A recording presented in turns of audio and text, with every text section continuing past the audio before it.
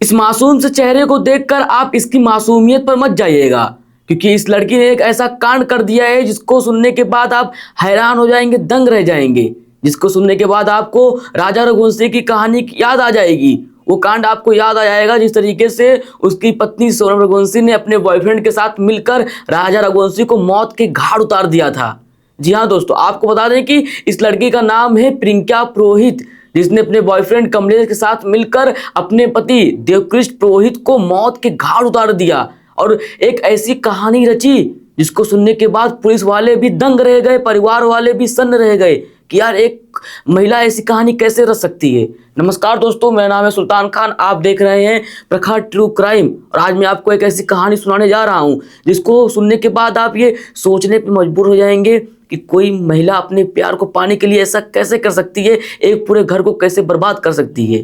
पिछले कई महीनों में आपने ऐसी कहानियां सुनी होंगी, लेकिन ये कहानी सबसे अलग है। जी हाँ, आपको बताएं, ये कहानी है मध्य प्रदेश के धर के गोंडी खेड़ा गांव की, जहां पर प्रियंका नामक एक महिला थी जिसका बाल विवाह हो गया था बचपन में ही देवकृष्ण पुरोहित के साथ।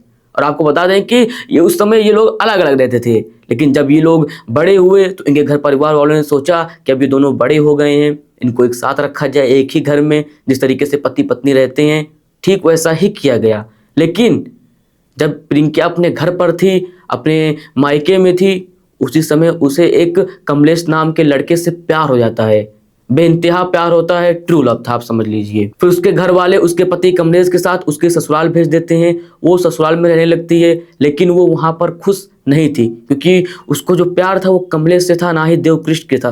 क्योंकि जो प्रियंका थी उसका बाल विवाह हुआ था बचपन में ही, वो अनजान थी, उसे इसके बारे में कुछ पता ही नहीं था, इसी वजह से उसकी शादी हो गई। अब उसे सब जबरदस्ती देवकृष्ण के साथ रहना पड़ रहा था।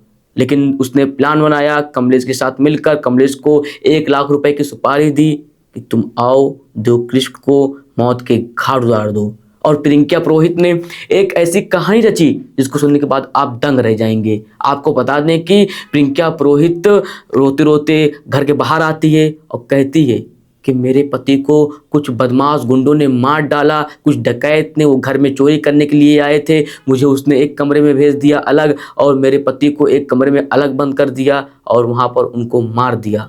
फिर भाई ये घटना सुबह निकल के आती है, पुलिस आती है, सबको लगता है कि नहीं सही हो सकता है वो लूटपाट के चक्कर में देवकृष्ण को मार दिए होंगे। देवकृष्ण रोक रहा होगा कि नहीं लूटपाट मत करो, चोरी मत करो, मेरा घर है, लेकिन वो लोग सुने नहीं होंगे, वो मार दिए होंगे। मातम का माहौल हो जाता है, सब लोग रो रहे थे, लेकिन वहीं पर जो कातिल उन्हीं लोग के बीच में छुपा था वो थी प्रियंका पुरोहित। प्रियंका इतनी शानदार एक्टिंग कर रही थी जिसको लोगों ने भाप ही नहीं पाया, लेकिन पुलिस वाले होते हैं, कब तक तुम भागोगे, उन्होंने पकड़ लिया। अब आपको बता दें कि ये जो सारा अंजाम किया गया, सारा कांड किया गया, ये कमलेश के द्वारा नहीं किया गया। कमलेश ने भी कुछ गुंडों को पैसे दिए कि आप जाइए मारिए, एक तरीके से उन्होंने सुपारी दी और जो सुपारी लिया था उसका नाम था सुरेंद्र, जो कि अभी फरार है। और कमलेश और प्रियंका पकड़े जा चुके हैं, पुलिस ने उनको हिरासत में ले लिया है और पूछताछ अभी जारी है। और जो पूछताछ से खबर निकल के आ रही है वो ये थी कि प्रियंका खुद ही दरवाज़ा रात में खोलकर सो जाती है और जैसे ही वो गुंडे आते हैं, जिसने सुपारी ली थी वो आते हैं, वो तुरंत उनको इशारा करती है कि जाइए इस कमरे में मेरा पति देवकृष्ण है, आप उनको मार दीजिए और मैं अलग कमरे में जाती हूँ। और जैसे वो अलग कमरे में जाती है, एक्टिंग जोरदार करती है, चिल्लाती है कि देखो मेरे घर में चोर आ गए हैं, चोरी कर रहे हैं, मेरे पति को मार रहे हैं। आपको बता दें कि जो प्रियंका है वो जैसे ही अपने ससुराल में आती है, शुरू में वो अपने पति को ताने मारती थी कि तू काला है, वो अपने पति को ताने मारती थी कि तू कहीं मुझे घुमाने नहीं लेके जाता, तो ये है वो है बदसूरत है, जिससे परेशान होकर कभी कभी इन दोनों के बीच में लड़ाई झगड़े भी होते थे। ऐसा प्रियंका ने खुद कहा है जब वो रो रही थी, लेकिन वो बोलती थी कि अरे सॉरी, मैं माफ़ी मांग रही हूँ, मुझसे गलती हो गई, मैं नहीं बोलूँगी ये वो। लेकिन पुलिस इसको पकड़ते कैसे हैं, चलिए आपको वो बताता हूँ। प्रियंका पुरोहित जब रो रही थी तो वो रोते रोते एक बयान देती है, पूरी कहानी बताती है कि ऐसे ऐसे गुंडे आते हैं, मुझे अलग कमरे में ज़बरदस्ती बंद कर देते हैं, मेरे पति को अलग कमरे में, फिर चोरी करने लगते हैं, उसी दौरान मेरे पति को वो मार देते हैं देवकृष्ण को। लेकिन पुलिस ने फिर यहीं से अंदाज़ा लगाया कि ये जो प्रियंका है वो बार बार अपने बयान को बदल रही है, कभी कुछ और कहानी बता रही है, कभी कुछ और कहानी बता रही है, कभी किसी से कुछ और बता रही है। तो पुलिस वालों को वहीं पर शक हुआ।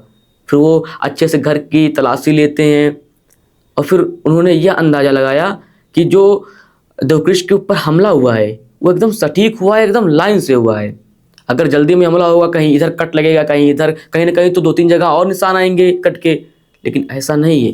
एक ही जगह हमला हुआ, जोरदार धार से हुआ और एक ही बार में देवकृष्ण की मौत हो गई। उनको यहाँ से भी शक हुआ कि नहीं, दाल में कुछ काला है। फिर बाद में पता लगा कि दाल में कुछ काला नहीं है, पूरी दाल ही काली है, क्योंकि उसमें जो मेन मुखिया थी, जिसने इस पूरी घटना को अंजाम दिया, जिसने पूरी कहानी बनाई, वो थी प्रियंका।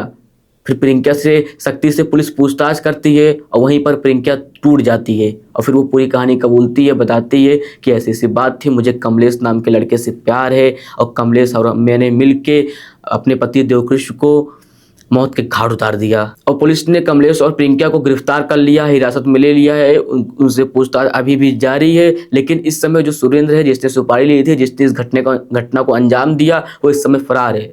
जब तक मैं वीडियो रिकॉर्ड कर रहा हूँ, बना रहा हूँ, तब तक वो अरेस्ट भी हो सकता है, तब तक नहीं तो पुलिस उसको ढूंढ रही होगी। तो ये थी पूरी कहानी, जिसको सुनने के बाद लोग दंग हैं।